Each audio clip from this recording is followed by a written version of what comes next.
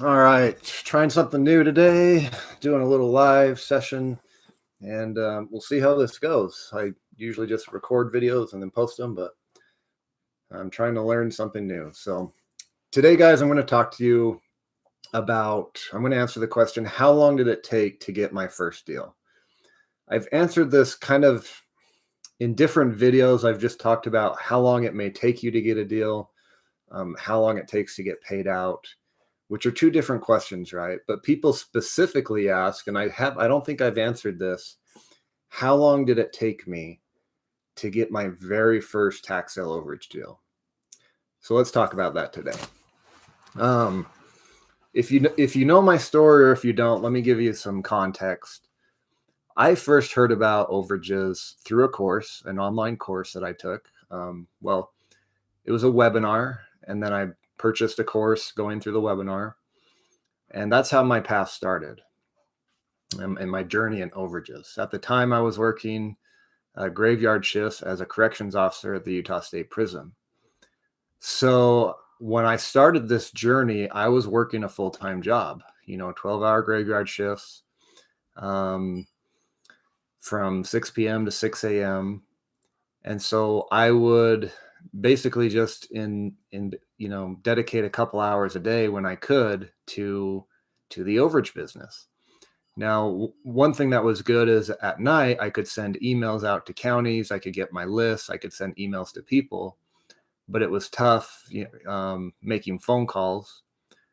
And so I can't remember exactly, but I think it took me a good, 4 or 5 months before I got my first deal signed.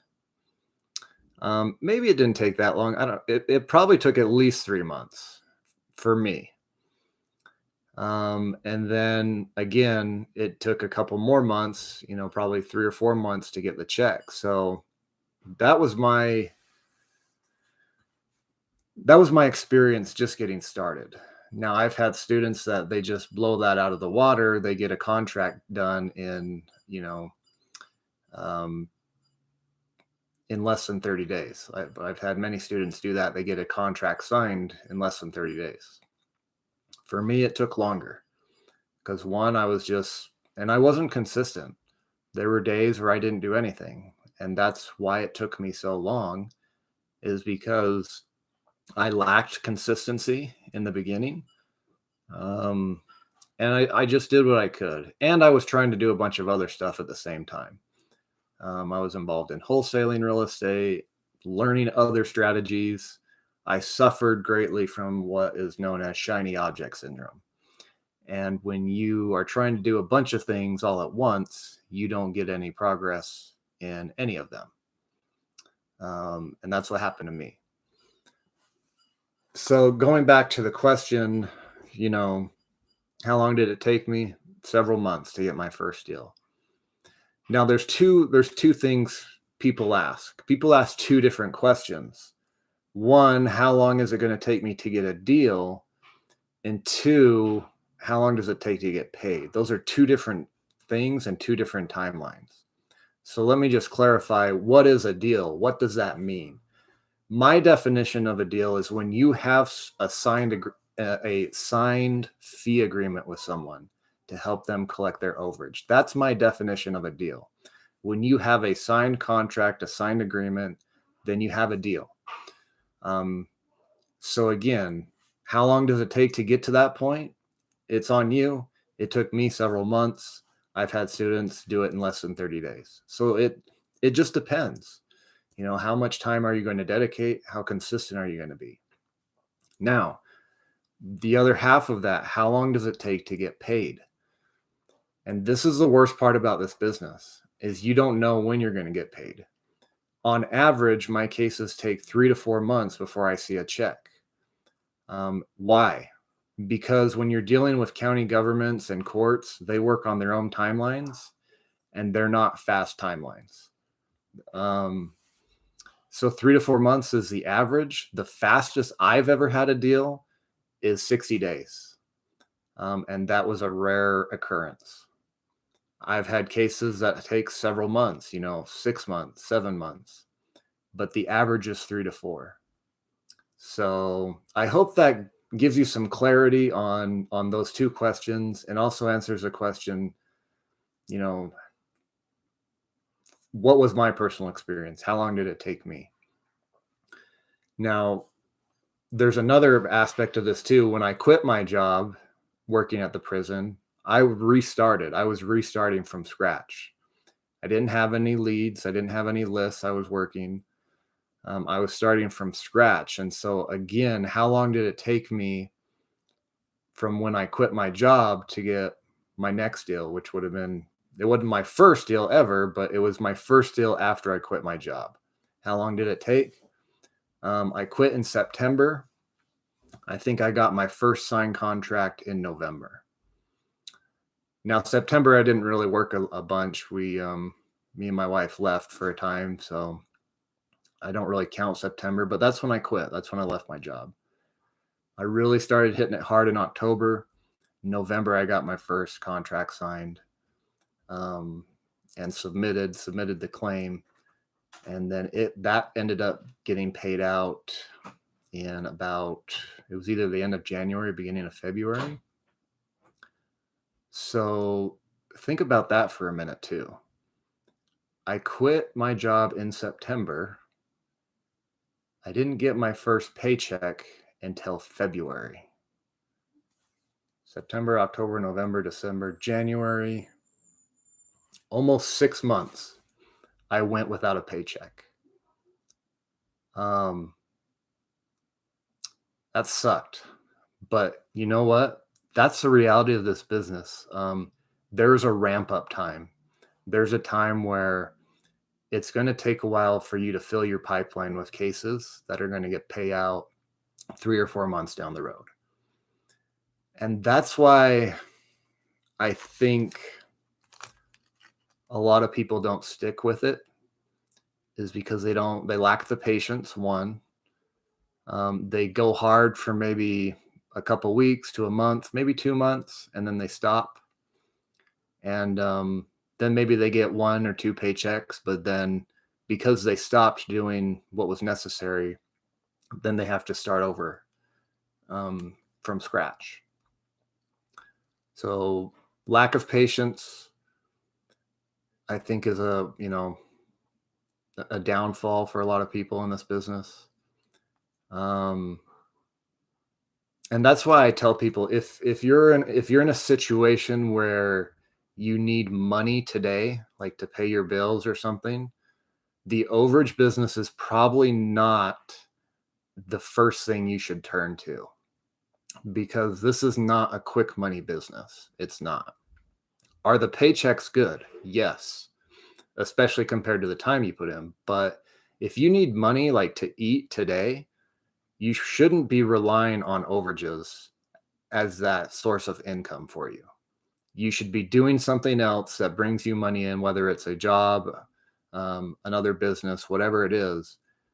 But you should not be relying on overages to save you and to pay your bills that you need to pay today.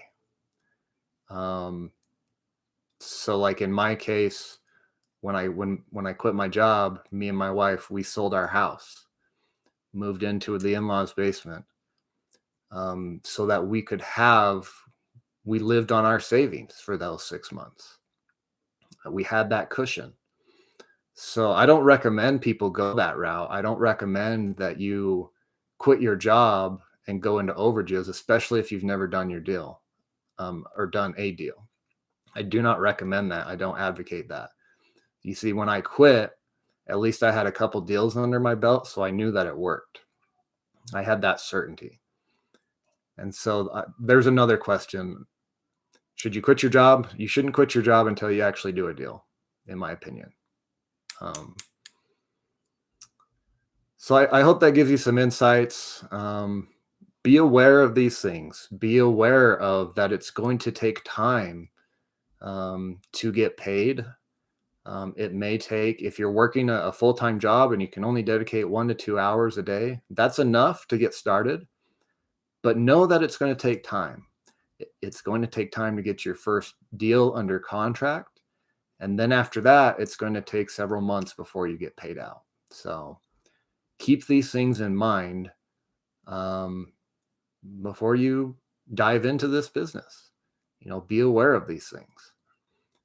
If you need money today, make sure you have another source of income that can cover your bills, and don't rely on one source of income. Don't rely solely on overages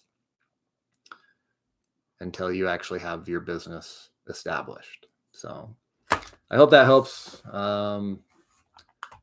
Again, if you need help from me, I teach my system, overagesyndicate.com or school.overagecourse.com. And ask me your questions.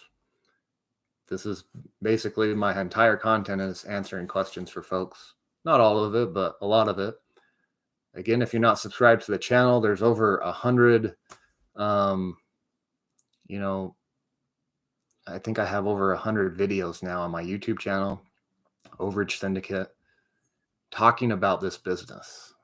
Case studies, the good. We talked about the bad today. And so I hope that the content helps you. And if you ever want to work with me, possibly partner on a deal, then the first step is to join at school.overagecourse.com. And that's all I've got for you guys today. So hope that helps. Hopefully if I end this, I can post this to the channel. I don't even know, but we'll see. So appreciate you guys. Have a good one.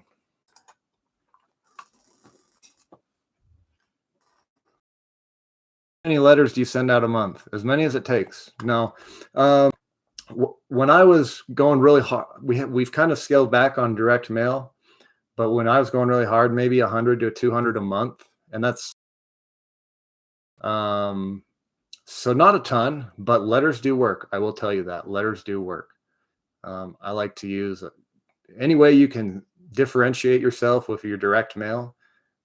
Try to find ways to do that, whether it's using different colors of paper for your letters, or different sized envelopes, or different colored envelopes. Anything like that helps make sure that you can get your mail to stand out from the rest of the mail. So, but letters do work in this business to get deals. Great question.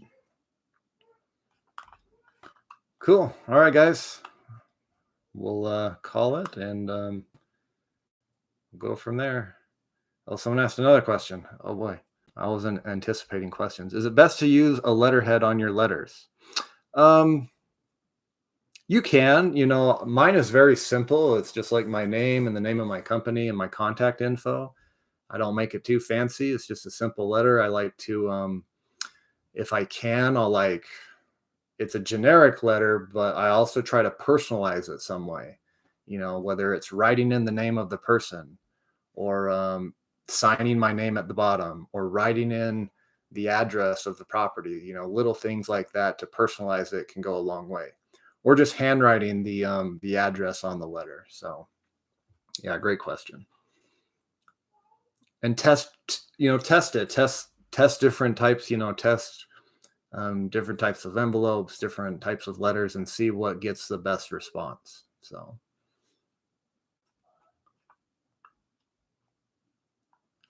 2 months. Yes, 2 months. I don't know what that means. Cool.